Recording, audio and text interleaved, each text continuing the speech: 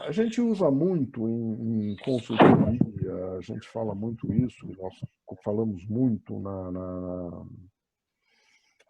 para as pessoas e para empresários do mundo que a gente vive. Quem já ouviu falar nesse conceito VUCA?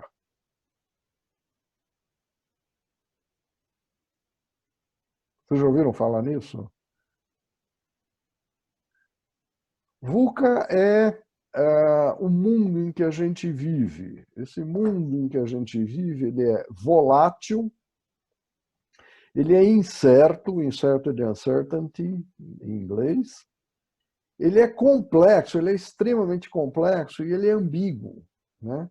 Então, quando eu falei em reinventar-se, eu estou falando exatamente nisso. A gente vive num mundo que está mudando todos os dias.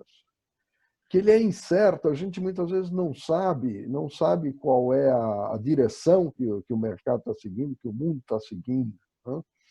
Ele é complexo, as mudanças são muito complexas, difíceis de entender. Ele é ambíguo, gente.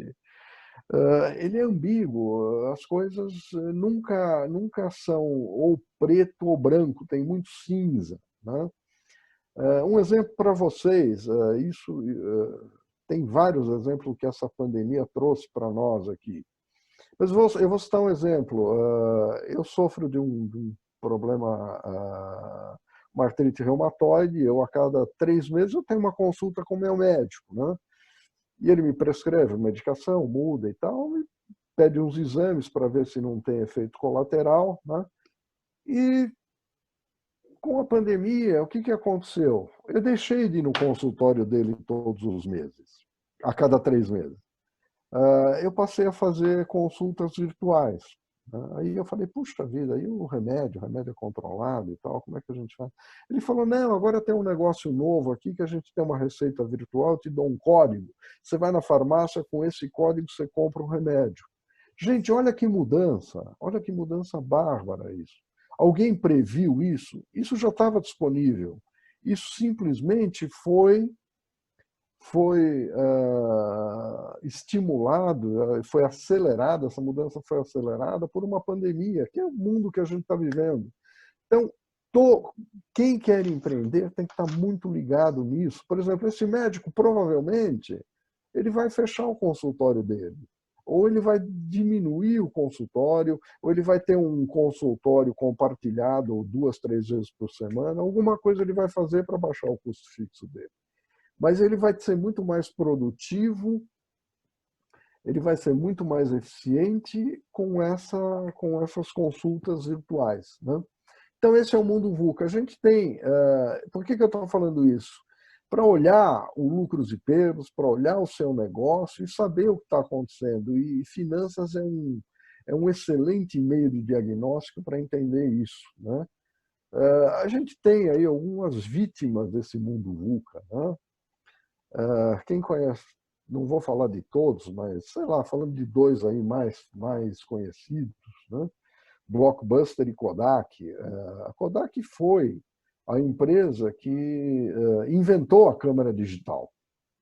Por que a Kodak não levou a câmera digital para frente? Porque ela achava que isso ia canibalizar o negócio de filmes dela. O que aconteceu? Ela quebrou, né? A Blockbuster reinava na locação de filmes. Não sei se vocês sabem, a Netflix, quando o cara estava precisando de capital, de funding, para investir no negócio dele, primeiro grupo que ele procurou foi a Blockbuster. Né? E procurou a Blockbuster e falou, tem um negócio legal aqui para a gente fazer junto, o que vocês acham? Blockbuster olhou para ele, deu risada e falou, vai procurar a sua turma, acho que eu vou brincar disso aqui, eu tenho um negócio estabelecido, mundialmente grande. Será que esse pessoal não enxergou isso? Será que eles não podiam ter olhado um pouquinho para dentro, olhado um pouquinho para os seus números, olhado um pouquinho para fora do negócio, para entender que eles estavam sob risco? Essa é a questão. Isso também é função da área financeira, e não só da área financeira, é função de todo gestor, saber para onde está caminhando. No começo a gente falou que a gente ia falar só sobre custos, margens, etc, etc, etc. Mas não, eu costumo dizer o seguinte, que a gente tem que falar sobre balanço. O balanço é tão ou mais importante do que o lucros e perdas, porque se o balanço estiver errado, se tiver alguma coisa no balanço que não devia estar lá, o lucros e perdas vai estar errado, invariavelmente. Né?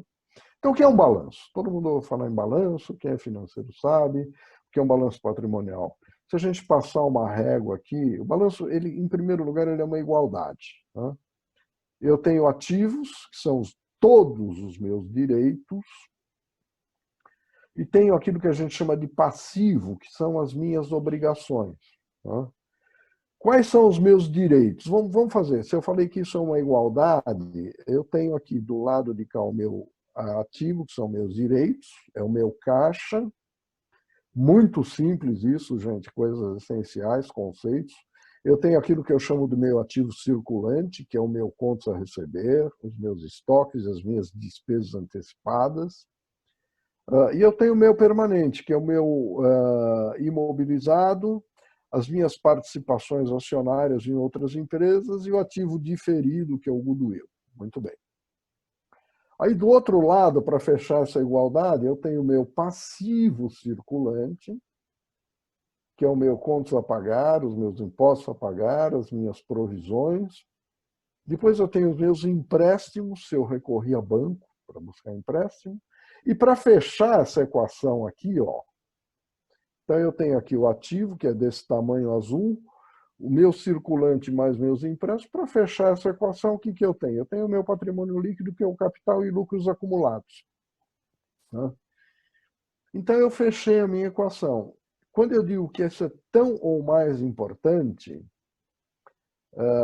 olhar o balanço, coisas indevidas lançadas aqui vão fazer um patrimônio maior ou menor.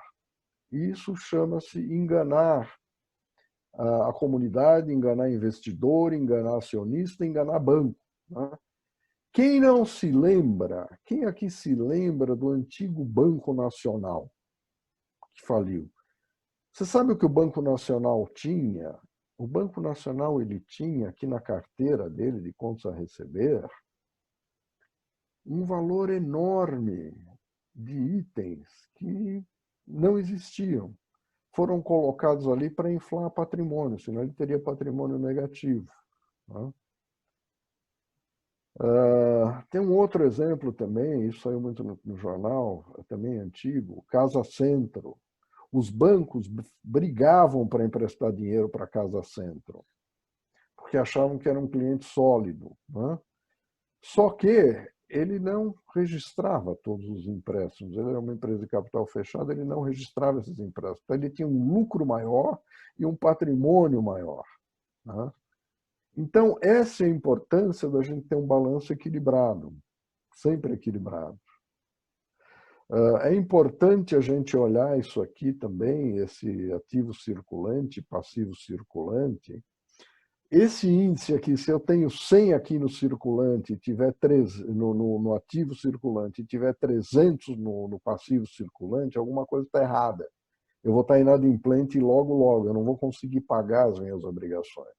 Então, uma medição clássica que a gente faz em finanças é que esse ativo circulante e esse passivo circulante, eles têm que estar mais ou menos equilibrados, né? Um para um. Idealmente, o ativo circulante está maior do que o passivo circulante. Ok? Algumas observações, como eu falei do lucros e perdas. Já falei que a curiosidade é tão mais importante que o lucros e perdas. Né? Por quê? Porque um ativo sobreavaliado aumenta o patrimônio líquido. Um ativo subavaliado, ao contrário, diminui o patrimônio. Passivo sobreavaliado diminui o patrimônio líquido. Né? Ou seja, eu vou esconder coisas que eu devo então, para ter um patrimônio maior. E passivo subavaliado aumenta meu patrimônio líquido. Ou seja, pode parecer obra de ficção, mas não é. Muita gente faz isso até hoje. Até hoje. Tem muita gente que faz uma maquiagem enorme no seu balanço para mostrar um resultado melhor, né? E às vezes até por engano, por erro, por equívoco. Então vocês como empresários têm que olhar o seu balanço, é uma das coisas que deve ser feita. Outra coisa que eu passei rapidinho lá atrás é atenção aos índices de liquidez, né? Liquidez corrente, o que eu falei, o ideal é que seja mais ou menos 1 para 1, aquilo que eu tenho de ativo corrente seja igual àquilo que eu devo. E alavancagem, as pessoas chamam muito isso de alavancagem, porque o empréstimo muitas vezes ele funciona como uma alavanca, né? Quando eu não tenho capital próprio para injetar no patrimônio líquido, eu recorro ao banco e vou no empréstimo. Isso que a gente chama de alavancagem, que é dar uma alavanca no negócio. Mas sempre que eu tomo algum empréstimo, eu tenho que saber como é que eu vou pagar esse empréstimo, né? Esse empréstimo tem que ser pago, eu tenho que gerar recursos para pagar, né? Para pensar, tá? Isso aqui, eu peguei esse artigo no jornal outro dia, eu achei muito legal. De novo, eu sou lembro de uma época em que a gente avaliava uma empresa simplesmente pelo patrimônio que ela tinha, né? A General Motors foi a maior empresa do mundo durante muito tempo pelo valor das suas fábricas, pelo patrimônio líquido, né? Pelo balanço dela. Então, a gente, até pouco tempo atrás, analista de bolsa de valores, os fundamentalistas, eles avaliavam uma empresa pelo patrimônio. Então, ele pegava o patrimônio líquido, dividia pela quantidade de ações e falava cada ação dessa empresa vale tanto, né? Com esse mundo VUCA, isso caiu por terra, gente. Isso não existe mais. Por isso que eu falo, é preciso olhar sempre para o mundo, para o mercado e se reinventar. Não é só patrimônio líquido que faz uma empresa, é conceito. Não sei se vocês já viram esses dados, mas a Magazine Luiza, por exemplo, o valor de mercado dela é de 117 bilhões de reais. O que é o valor de mercado? É o número de ações que ela tem pelo valor cotado em bolsa de valores. No entanto, o patrimônio líquido contábil dela, o último disponível, era de apenas 7, 8 bilhões de reais. O Mercado Livre, 265 bilhões de valor de mercado, patrimônio líquido só de 2 bilhões. Via Varejo, patrimônio líquido quase zero, valor de mercado 25 bilhões. Gente, o que isso quer dizer? De novo, eu vou voltar para aquele mundo VUCA, tá? O que o mercado olha aqui quando ele paga um valor tão alto por uma ação do Magazine Luiza, da Via Varejo, da Lojas Renner ou do Mercado Livre? O que ele olha? Ele olha a perspectiva futura, ele olha a gestão da empresa, ele olha o que a empresa está fazendo. A Magazine Luiza disparou na Bolsa de Valores, o valor das ações, os investidores enxergaram a Magazine Luiza como uma empresa super valiosa, quando ela migrou do seu método tradicional de loja física para o modelo de uma loja virtual, de uma loja de compra pela internet. E ela se beneficiou ela se beneficiou muito, muito, muito com a pandemia, passou a vender muito mais, e todas elas fizeram isso, tá? Eu estou colocando isso para vocês entenderem que finanças não é só controle. Controle é fundamental, mas é importante o gestor olhar para os seus números, olhar para as suas tendências, olhar para os seus dados financeiros, saber o que ele pode fazer melhor. Então, o que ele tem que fazer é criar valor de mercado, e não apenas controlar a sua coisa lá dentro, como ela é, como ela não é. Olhar para fora também. Vamos falar de uma coisa, mudando um pouco de assunto. Falei de balanço, falei de lucros e perdas. Vamos falar de uma coisa que é o oxigênio das empresas, que é o que faz com que as empresas tenham vida longa, que é caixa. Né? Todo mundo ouve dizer que customer is the king, né? O cliente é o rei. Mas eu acho que antes do cliente ser o rei, o caixa é o rei.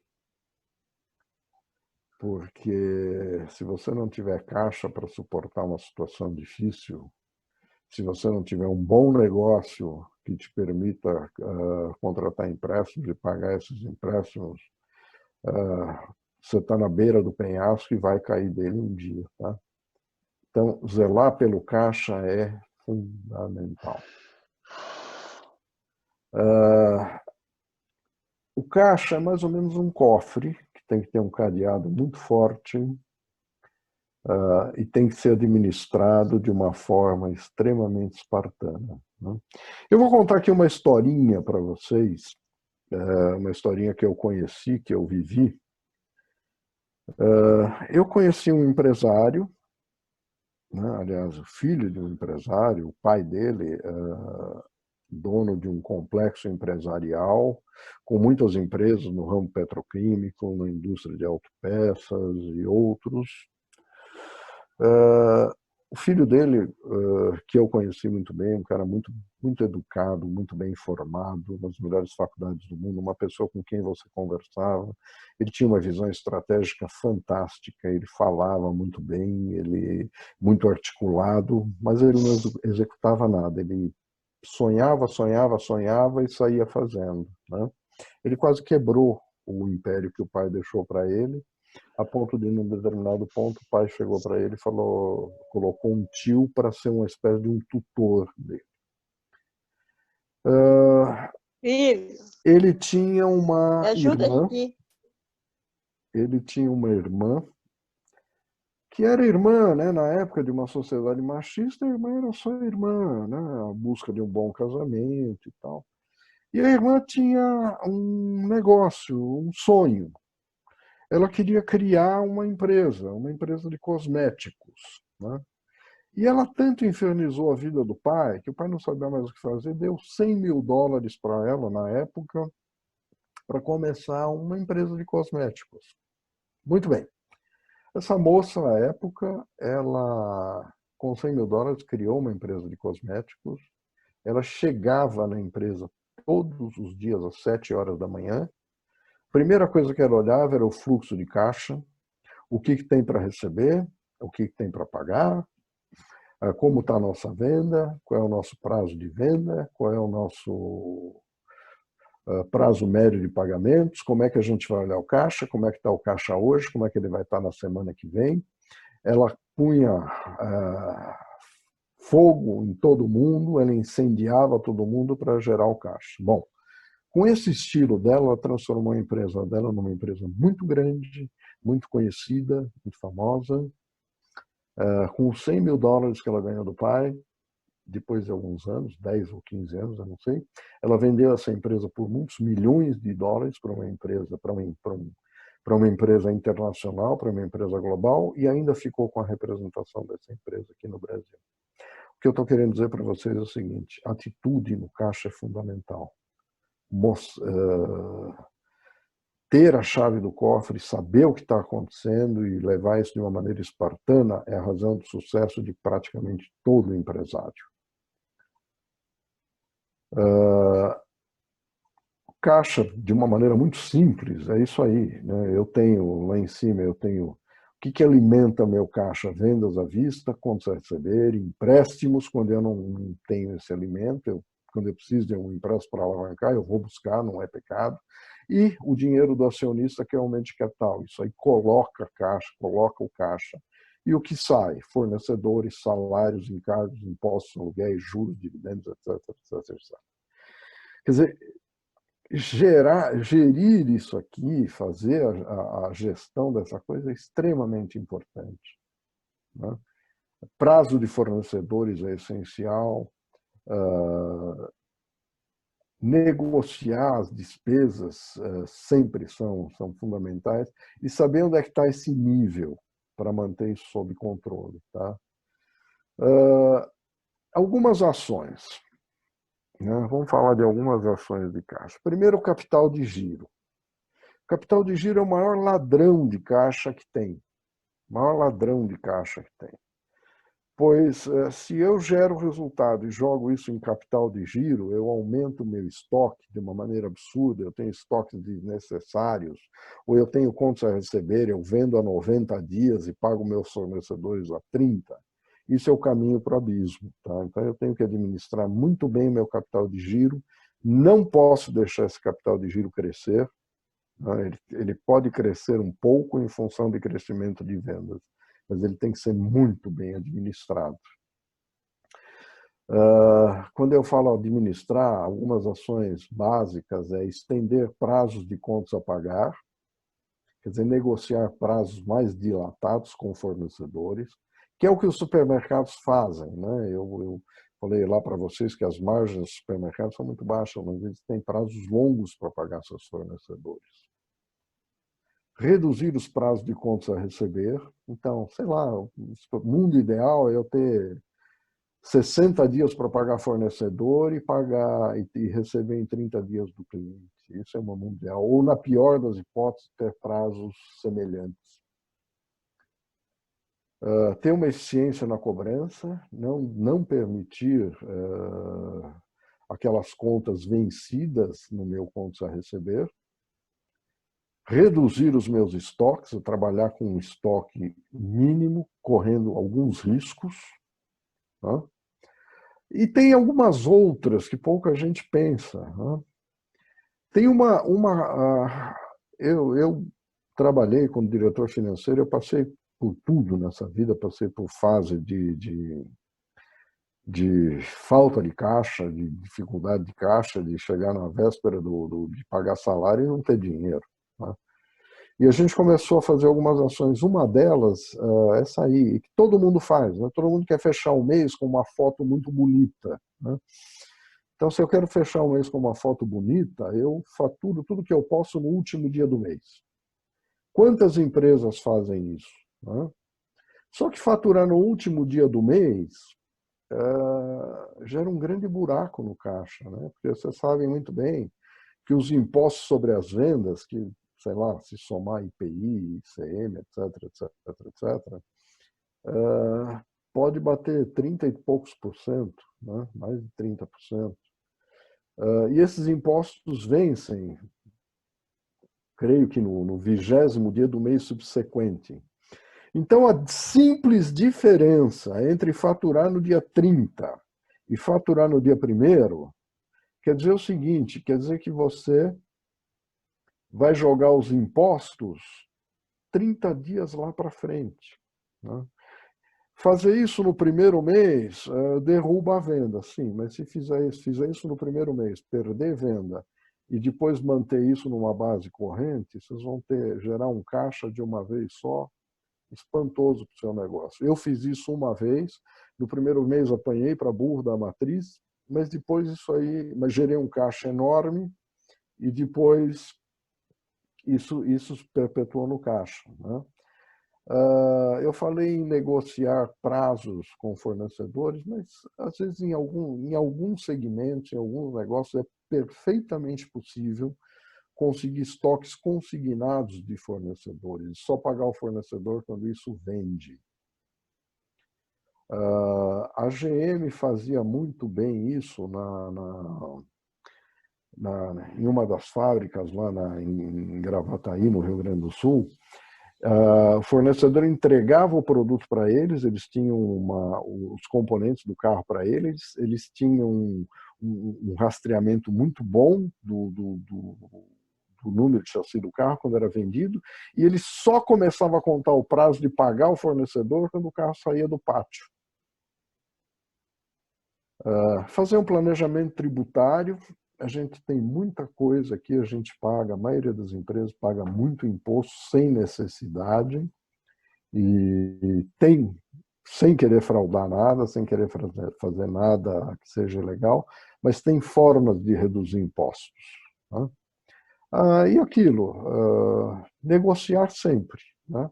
Negociar com o cliente, negociar com o fornecedor, negociar tributos, negociar com proprietário de imóvel para quem eu pago aluguel, negociar com investidores para dar pagamento de dividendos, ou seja, aquilo que eu falei, o caixa é o rei, cash is the king. Eu falei lá atrás, ainda neste exame, eu falei nesse ponto aqui, investimentos que geram retorno. Tá?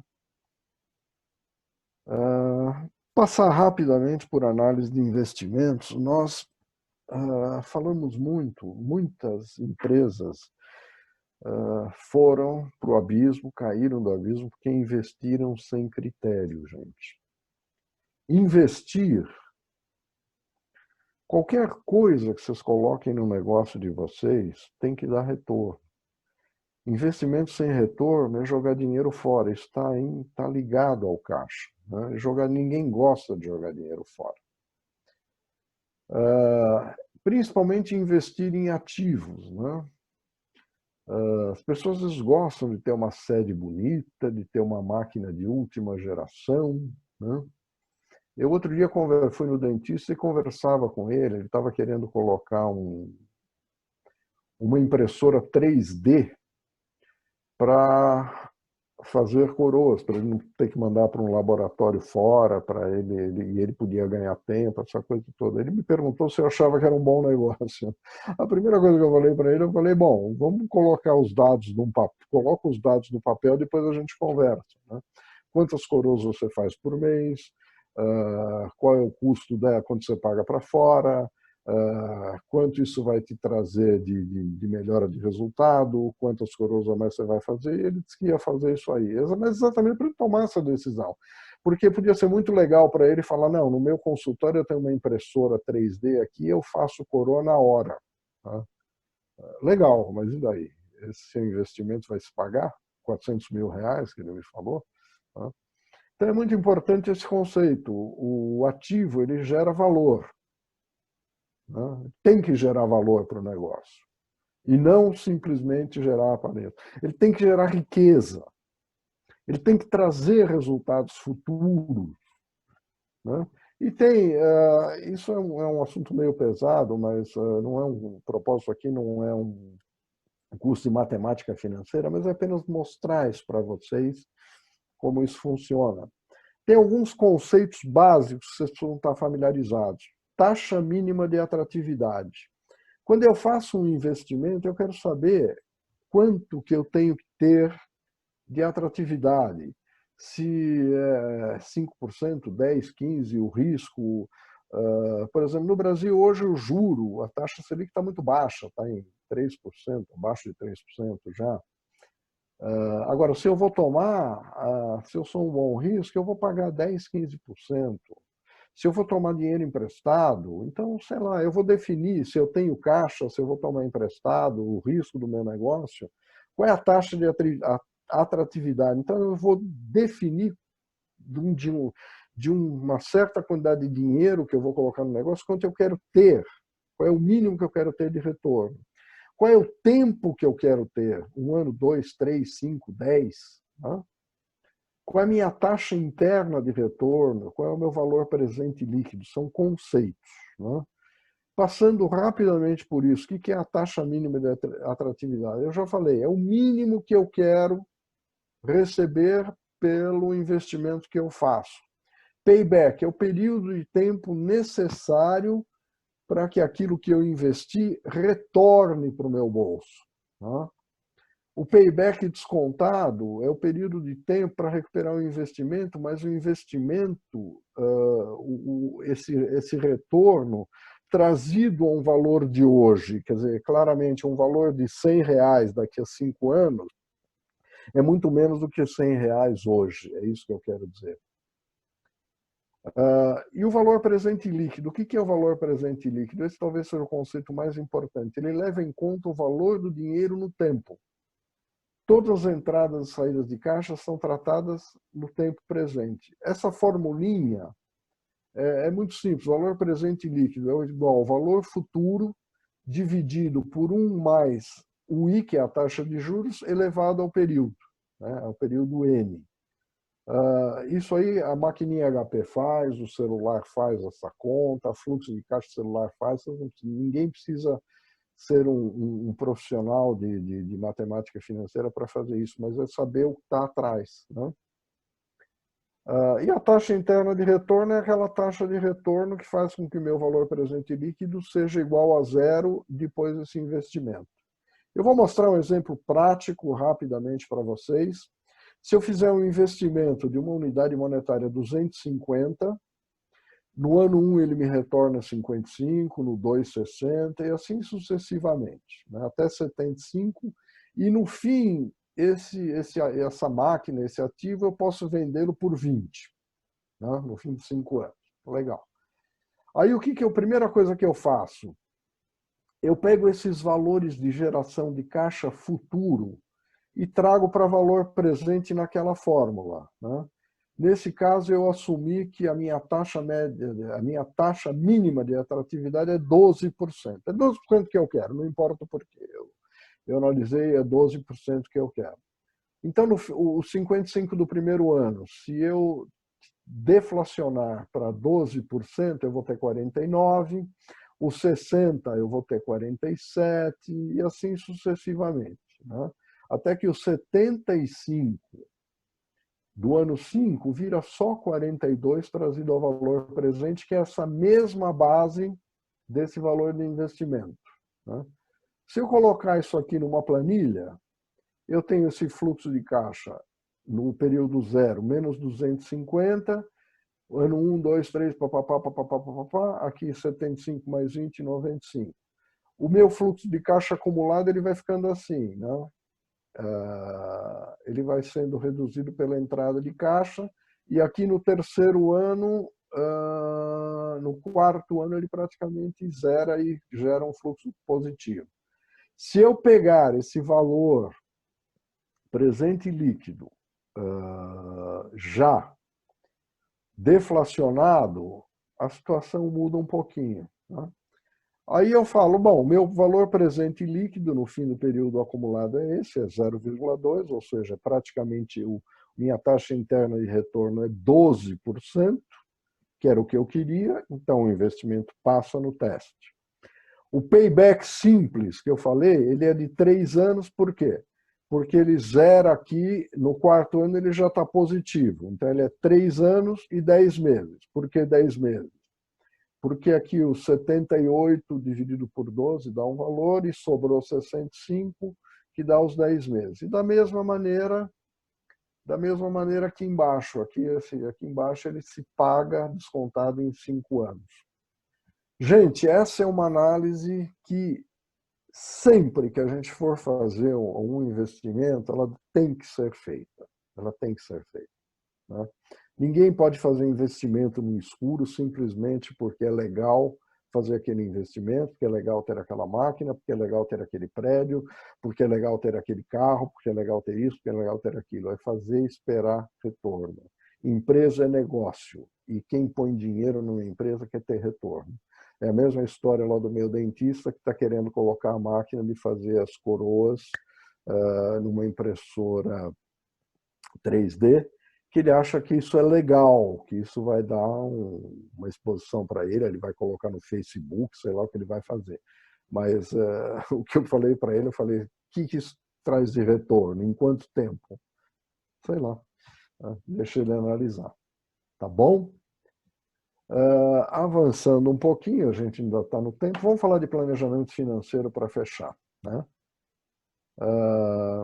Finanças é extremamente importante controlar, ter as coisas, ter as informações, tudo aquilo que eu falei lá atrás, ter o financeiro integrado no negócio, recebendo informação, dividindo informação, cuidando do caixa. E caixa também não é obrigação do financeiro, é obrigação de todo mundo na empresa. Mas vamos falar de planejamento, né? Tudo que a gente faz na vida começa, até antes da visão, começa com um sonho, né? Então eu tenho uma visão, né? Eu vou transformar essa visão num objetivo, ou em vários objetivos, né? Eu traço esses objetivos. Aí, para chegar, né, para essa visão que eu transformei no objetivo, eu vou colocar uma estratégia, é o como eu vou fazer. Né? Como eu vou fazer, quando eu vou fazer, quem vai me ajudar. Né? Aí eu passo para a ação, eu decidi o que fazer, como fazer, quando fazer, eu vou para a ação. Né? Aí eu faço mesmo. Aí eu vou avaliar, eu tomei algumas ações, eu vou permanentemente avaliar esses resultados, se isso está dando certo. Quando eu que tenho uma estratégia, tenho um objetivo, isso não quer dizer um trilho, uma linha reta de onde eu estou para onde eu quero chegar. Isso é uma trilha. Essa trilha envolve mudança de rumo muitas vezes. Né? Então, por isso que eu tenho que avaliar resultados no meio do caminho. Tenho que corrigir rumos e mudar comportamento. Então, isso basicamente é o fluxo de um negócio, e quem capitaneia, quem tem o timão desse navio é o financeiro, e tem que ser por uma visão financeira, por números. Né? Agora, tudo isso é muito bonito, é muito legal no discurso, mas depende de duas coisas, gente. Depende de ação e depende de corrigir os rumos. Né? Se eu faço tudo isso aqui, visão, objetivo, estratégia, mas não tenho as ações, isso não passa de um sonho. Né? E se eu tomo as ações e não avalio os resultados e não corrijo os rumos e mudo o comportamento, de novo, eu estou sendo teimoso. Né? Eu estou sendo teimoso numa coisa, não estou sendo resiliente, eu estou sendo teimoso. Né? E por fim, gente, tem uma frase que eu gosto muito, eu sempre aplico nos meus negócios, eu sempre divido com as pessoas, que é o seguinte: o sucesso é planejado, o fracasso simplesmente acontece. Isso é a pura verdade. Quando eu falei no início que 21% das empresas fracassam no primeiro ano, que 50% não chegam ao quinto ano de vida, eu quero dizer isso: essas empresas que quebraram no primeiro ano ou que não chegaram no quinto, não planejaram, não executaram de uma forma coerente essa visão, objetivo, estratégia, etc, etc, etc. Elas simplesmente deixaram o fracasso acontecer. Isso é uma constatação, gente. Eu já vi isso acontecer e tenho certeza que vocês também. Então, com essa observação, eu acho que vocês todos, a grande maioria de um jeito ou de outro, empreendem ou estão empreendendo. Tenham isso em mente: controles financeiros, importância do caixa, a importância do planejamento no sucesso, da visão até o fim do caminho, e que o planejamento é essencial para isso. Era o que eu tinha para dividir com vocês. Gratidão. Eu deixo aqui meu e-mail, meu telefone. Quem quiser entrar em contato, eu estarei à plena disposição para conversar com vocês ou para trocar mensagem, ok? Muito obrigado a todos pela paciência de me ouvir. Espero que o tema não tenha sido extremamente cansativo. Walter, é excelente. Tô feliz com a viagem que você nos levou. Eu vou abrir para os colegas que estão conosco fazer as suas considerações, tal, mas eu queria te provocar em alguns temas, tá? Eu assim, fiquei super impactado com aquele slide do valor das organizações e a tua amostragem de que a geração de valor é muito superior pelos ativos intangíveis do que os ativos tangíveis, né? Verdade. A gente sabe que a valorização das empresas está muito ligado com a capacidade de geração de fluxo de caixa, né? E a geração de fluxo de caixa pelos ativos intangíveis passa pelas pessoas. Eu conheço um pouco a tua história, mas eu queria que você falasse um pouco mais para a gente da importância das pessoas que te cercam para a geração desse ativo intangível e para o fortalecimento da geração de fluxo de caixa. Olha, eu fui financeiro muito tempo e depois fui presidente de empresa por 18 anos, né? E eu falo isso, é meio chavão, mas ninguém faz nada sozinho, né? Uma empresa só existe, uma organização só existe, seja grande, seja pequena, em função de pessoas, né? Ela existe para as pessoas.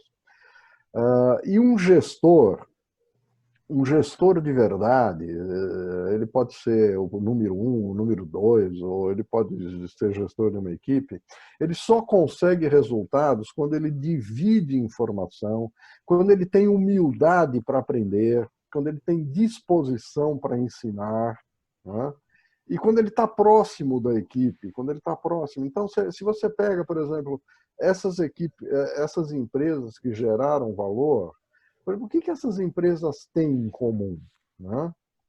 Elas têm em comum uma mente aberta, e uma mente aberta que não é estratégia de uma pessoa, né?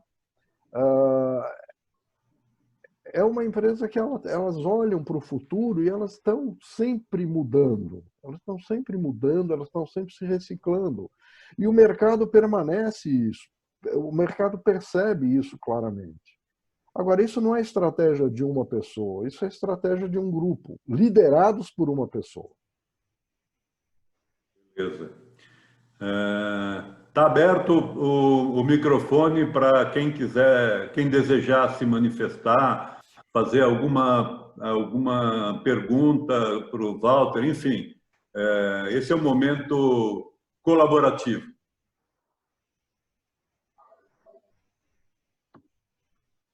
Walter, queria fazer uma pergunta pela sua experiência. Em tempos de Covid, todo mundo se deparou com uma surpresa e quebra de caixa, vamos dizer, prolongado por alguns meses. Qual a dica, ou qual a recomendação que você daria para o futuro, em termos de reserva de lucro, de caixa, de investimentos, para uma nova pandemia daqui a alguns anos?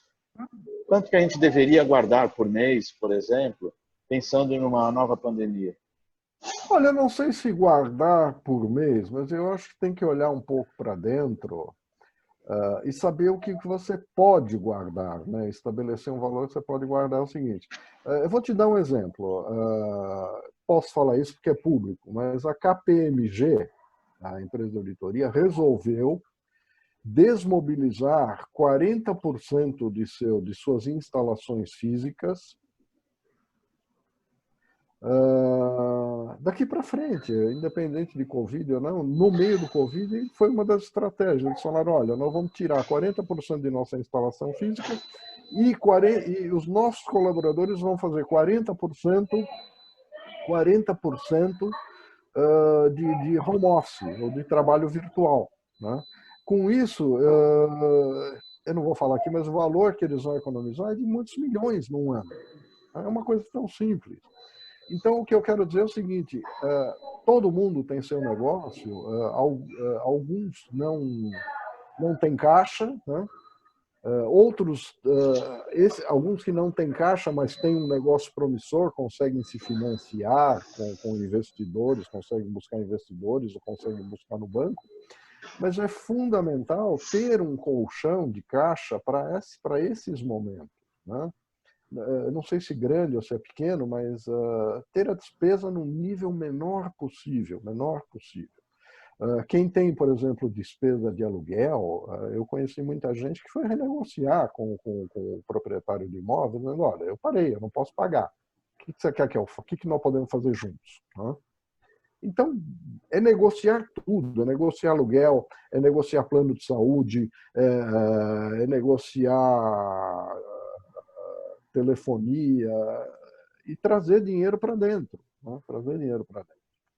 Se tem caixa, negocia, traz caixa, dá em garantia para o banco, traz caixa, mas paga as despesas. E daqui para frente, eu acho que isso acende um pouquinho a luz amarela para muita gente que não olhava para a caixa, que estava num negócio até bom, gerando caixa e tal, e que de repente interrompeu essa entrada de caixa e não sabia o que fazer.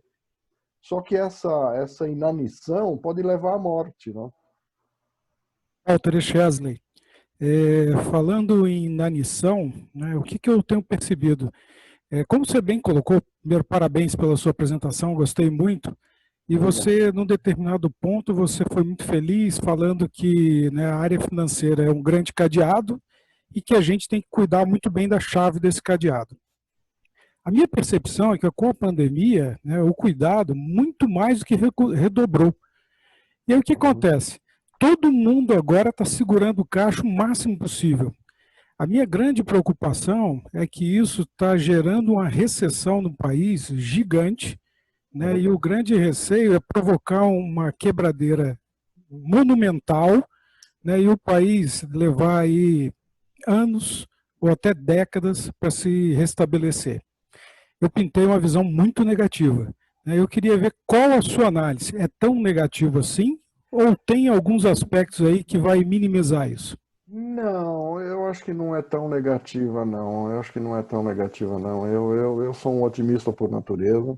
Eu acho que o consumo vai voltar, né? Eu acho que passada essa fase a gente vai ter uma euforia, talvez até exagerada, né? Talvez até exagerada. Eu vou só te contar uma historinha curta. Outro dia eu precisei ir no shopping, logo que o shopping abriu, precisei resolver uma coisa lá minha, numa loja. Então fui, encontrei com um amigo, e eu posso dizer para você, esse cara é milionário. Esse cara não tem nenhuma restrição de gastar dinheiro. Encontrei com ele na escala rolante, me conversamos rapidamente. Falei, e aí, o que você está fazendo? Ele falou, não, sabe o que é? A minha geladeira queimou e eu vim aqui ver o preço da geladeira, mas olha, acho que eu vou mandar arrumar, viu? Porque, pô, não sei se eu devo investir 3, 4 mil reais numa geladeira nova, acho que eu vou mandar arrumar. No momento não é para isso. Eu falei, pô, você... E exatamente nessa linha que você está falando, né? Com pandemia, ele não quis pôr a mão no bolso, tirar o cartão de crédito para comprar uma geladeira nova. Preferiu arrumar. Verdade, isso está acontecendo, o que é bom, é saudável, né? Mas eu acho que o consumo vai voltar, eu acho que a gente vai ter uma vacina, isso vai voltar, mas é fundamental que a gente tenha essa noção do que é importante na vida da gente, do que é essencial, e não só aquele consumo desenfreado, né? Desnecessário até. Eu acho que isso abre um pouco a mente das pessoas, até de gastar e gastar melhor, né? E nas empresas, gente, nas empresas, olha, o Delfim Neto foi muito feliz numa expressão que ele teve, que tem 3 formas de gastar o dinheiro, né? Ele fala que você gasta o seu dinheiro em seu benefício, você vai procurar a máxima qualidade e o menor preço, né? Você vai gastar o dinheiro de outro em seu benefício, você vai buscar a máxima qualidade, mas não vai estar nem aí com o preço. E quando você vai gastar o dinheiro de outro para outro, você não está nem aí, não tem nenhuma preocupação com qualidade e nenhuma preocupação com preço. É o caso do gestor público, né? Ele gasta o dinheiro do contribuinte em benefício do contribuinte, ou do alimentar, não está nem aí. Mas eu acho que na empresa a gente tem muito isso, né? No negócio a gente tem muito isso, é gastar com sabedoria. Eu acho que investir com sabedoria, gastar com sabedoria, isso vale para a vida prática, para a vida pessoal também, né? Mas eu não acho, não. Resumindo, eu não acho que a gente vai entrar numa bruta recessão. Eu acho que as pessoas vão voltar a consumir, mas vão consumir de maneira responsável. Walter, Creusimar, parabéns pela apresentação maravilhosa, bem didática, viu? Uhum. Muito boa, Obrigado. cheia de conteúdos muito relevantes. como que nós podemos ter esperança que o sucesso é planejado, o fracasso simplesmente acontece nesse mundo VUCA? Nós vamos ter Ah, tempo de planejar? avaliando sempre e mudando o rumo, né? Eu acho que a gente tem que ir para a ação, a gente não pode perder de vista o objetivo, a gente não pode ficar mudando de rumo toda hora, mas eu acho que a gente tem que avaliar se o que a gente está fazendo está nos conduzindo no caminho correto e se não mudar o caminho. A gente tem que pegar uns atalhos, né? Pegar as trilhas e chegar lá. E a gente tem que fazer isso cada vez de uma maneira mais rápida e enxergar as mudanças que são impostas para a gente. A gente não pode ficar dentro de um castelo esperando as coisas acontecerem. Verdade. Mas a velocidade está muito rápida, né?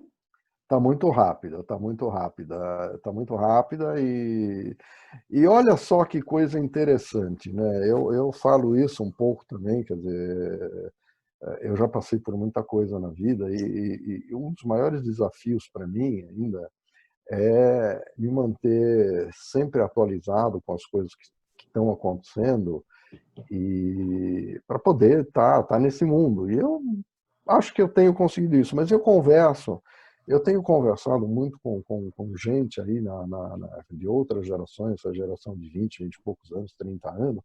É impressionante como esse pessoal está num outro mundo, né? Esse pessoal, eles se adaptaram muito bem a isso, né? A essa mudança, os valores são totalmente diferentes, né? Eles não ligam para status, eles não ligam para posição, eles querem fazer as coisas acontecerem e fazem, e mudam, eles têm muito mais facilidade para mudar. Então eu acho que isso é uma grande sabedoria para todos nós, é saber que a gente tem que mudar, né? Eu tenho um amigo que ele fala que quem fica parado vira estátua de sal, né? É a figura do deserto, né? Quem fica parado num deserto vira uma estátua, porque então a gente tem que estar sempre em movimento, sempre aprendendo, sempre mudando. É isso. Obrigada. O Walter, tem um outro slide que você apresentou que mexeu aqui com o meu mindset, né? É aquele ponto de equilíbrio, né? Porque o ponto de equilíbrio é uma relação entre a receita e os gastos, né? E aí quando você olha o financeiro moderno, a primeira coisa que vem à cabeça é qual é a contribuição desse financeiro para a geração de receita? Porque o controle dos gastos e das despesas, de alguma maneira, está na nossa mão, né? Agora, a receita, parte dela está na nossa mão e parte dela está solta no mercado, né?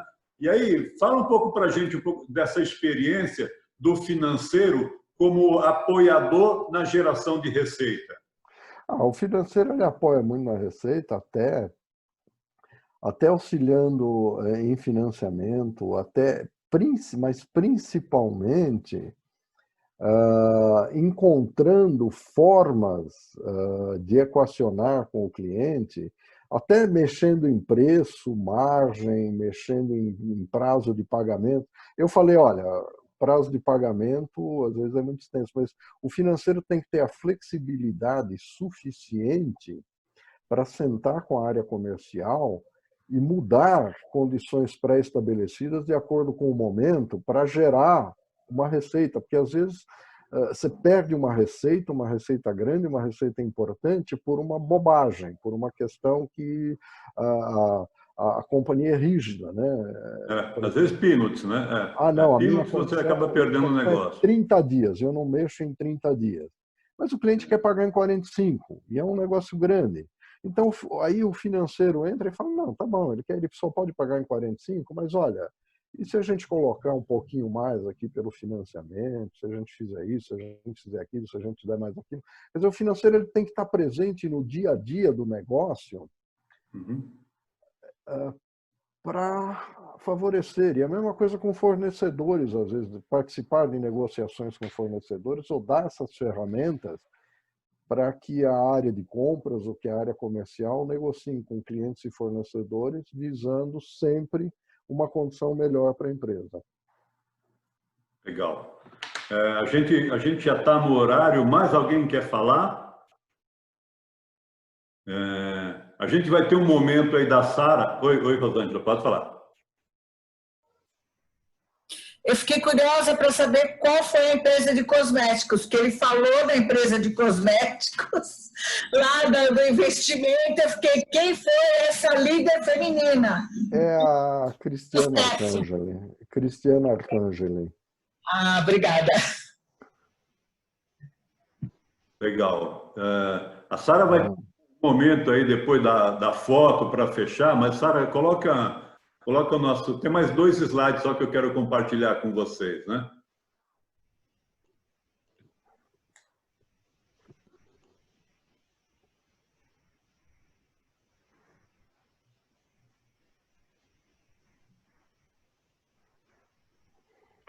Tem muita gente aí que está com a câmera apagada. A Sara vai pedir depois para voltar. Então, gente, no próximo sábado a gente vai ter o prazer de receber a Fabiana Reis. A Fabiana é uma pessoa que tem uma longa história em gestão de enfermagem.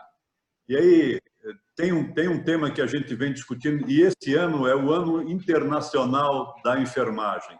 E tem um tema que a gente tem discutido bastante, que é a importância do enfermeiro na resolutividade da ação do profissional médico.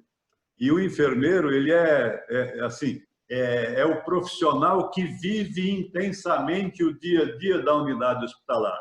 Então, a Fabiana, muito gentilmente, se dispôs a bater um papo conosco. Então, todos estão convidados. Convidem também as pessoas da sua relação. Eu estou seguro de que vai ser mais um encontro assim, extremamente proveitoso. Tá? Antes de fazer o agradecimento final ao Walter, eu queria compartilhar um pouco com vocês essa questão do tempo, né? E agradecer a cada um pelo tempo que vocês disponibilizaram para esse papo, para esse encontro.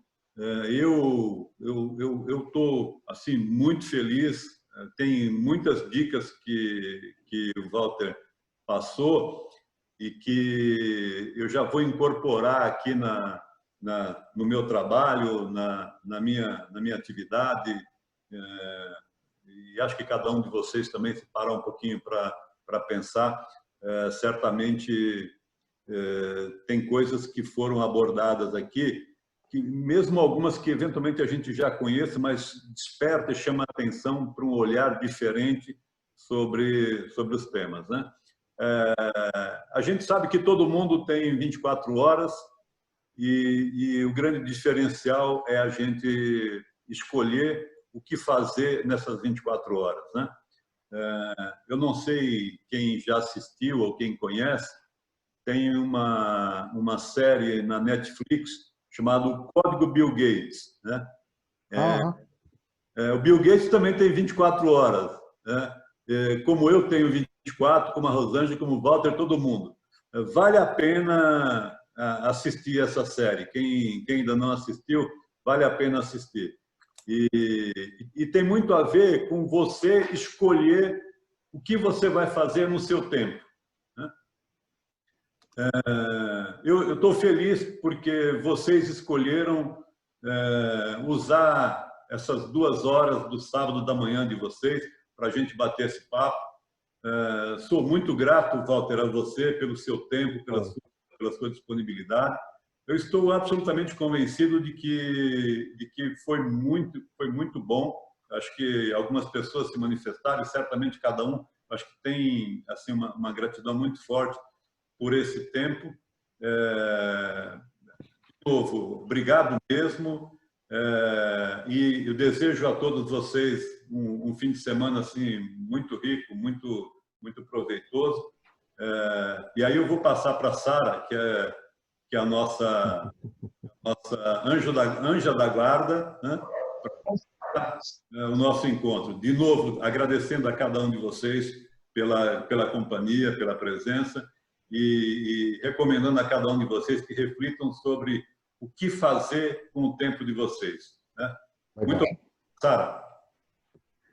Bom dia, pessoal. Boa tarde já. Esse material está gravado, ele vai ser disponibilizado para quem tiver interesse. Tá? E, de novo, muito obrigado a todos. Um ótimo final de semana e, por favor, Sara. Bom fim de semana a todos. Para a gente encerrar a nossa manhã, já virou boa tarde, né? Eu queria que a gente preparasse aquela pose para foto, certo? Quem puder ligar as câmeras, o cabelo, vão preparando o cabelo, a pose, o sorriso. Certo? Quem tem cabelo, né? Quem não tem... Então já está arrumado.